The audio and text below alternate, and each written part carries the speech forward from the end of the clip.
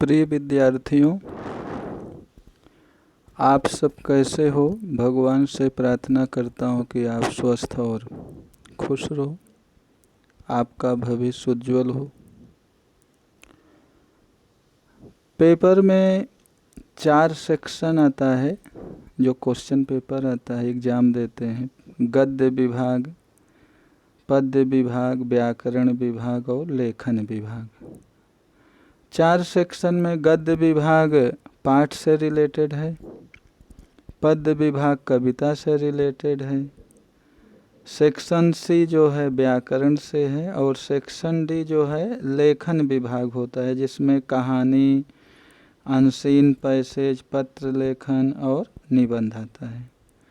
तो बच्चों, आज कहानी के विषय पर, कहानी परिश्रम का फल, कठोर परिश्रम का फल कहानी का शीर्षक है, उसके विषय पर चर्चा करते हैं। पेपर में रूपरेखा आती है कहानी की, तो रूपरेखा हमने दिया है। एक विद्यार्थी, मंद बुद्धि होना, माता पिता निराश, शिक्षक का समझाना, ध्यान न देना, निराश होकर चल पड़ना, मार्ग में कुआं, स्त्रियों को पानी भरते हुए देखना, कुएं के पत्थरों पर गहरे निशान। कुएं के पत्थरों पर गहरे निशान, जैसे हम आप पानी खींचते हैं तो जो पत्थर लगा है, लोखंड लगा है, तो रस्सी के रगड़ से उस पर निशान पड़ जाता है।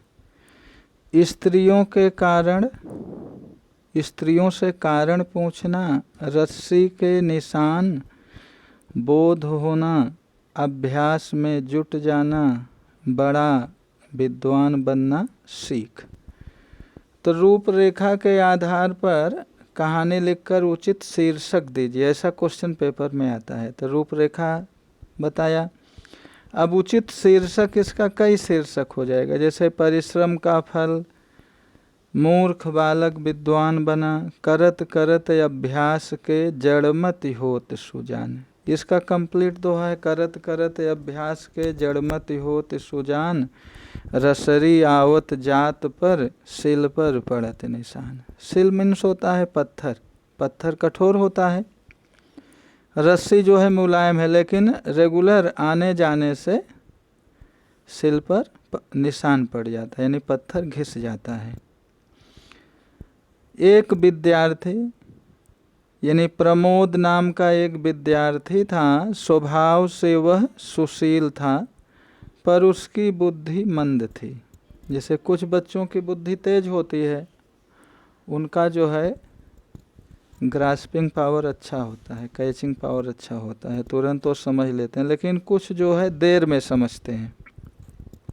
तो प्रमोद उसी तरह का लड़का था। पढ़ाई में वह हमेशा पिछड़ा रहता था। बड़ी मुश्किल से वह 7वीं कक्षा में पहुंचा था।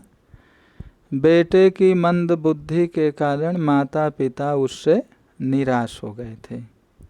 हर एक माता पिता समझता है कि बच्चा जो है हमसे बहुत आगे रहे।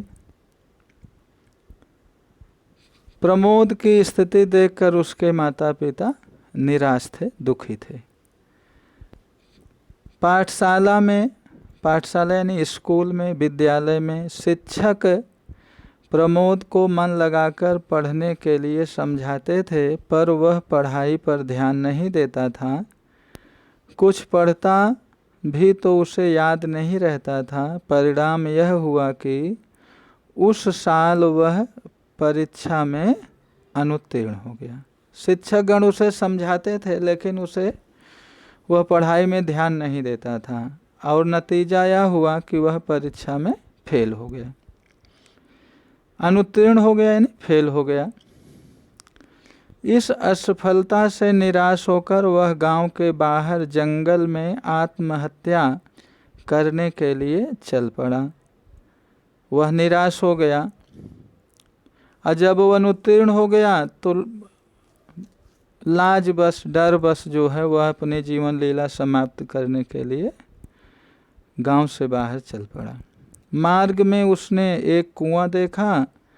कुएं पर गांव की कुछ स्त्रियां पानी भर रही थी। प्रमोद को जोर की प्यास लगी थी। उसने एक स्त्री से पानी पिलाने के लिए विनती की। जब वो जा रहा था तो रास्ते में कुआं पड़ा और उसे प्यास लगी थी और वह जो है पानी पीने के लिए एक स्त्री से आग्रह करता है। पानी पीते पीते अचानक प्रमोद का ध्यान कुएं के पत्थरों पर बने गहरे निशानों पर गया। उसने उस स्त्री से उन निशानों के बनने का कारण पूछा। स्त्री ने कहा, हम रोज रस्सी की मदद से इस कुएं से पानी भरती हैं। रस्सी की बार बार रगड़ खाने से इन पत्थरों पर ये निशान बन गए हैं।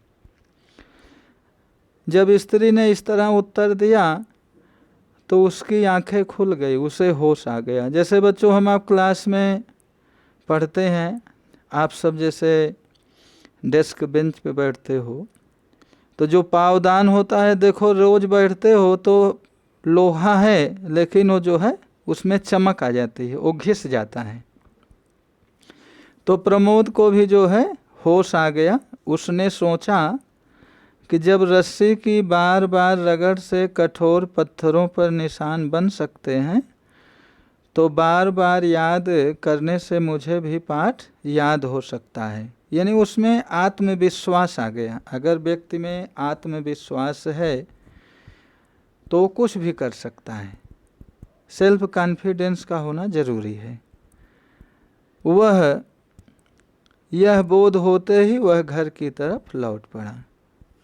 वह जो है वापस आ गया। उस दिन से प्रमोद अपने अभ्यास में मन लगाकर जुट गया। फिर कभी उसने असफलता का मुंह नहीं देखा। वह रेगुलर जो है पढ़ाई लिखाई में लग गया और उस दिन के बाद से वो सक्सेस ही रहा, कभी असफल नहीं हुआ। उसने ऊंची शिक्षा प्राप्त की। एक दिन उसकी गिनती देश के बड़े विद्वानों में होने लगी। जैसे बच्चों एडिसन का नाम सुना है। एडिसन साइंटिस्ट थे, बल्ब की खोज किए थे। तो उन्होंने बार बार एक्सपेरिमेंट करते थे लेकिन वो फेल हो जाता था एक्सपेरिमेंट। अनेकों बार के बाद उन्हें सफलता मिली। तो कभी भी जो है निराश नहीं होना चाहिए।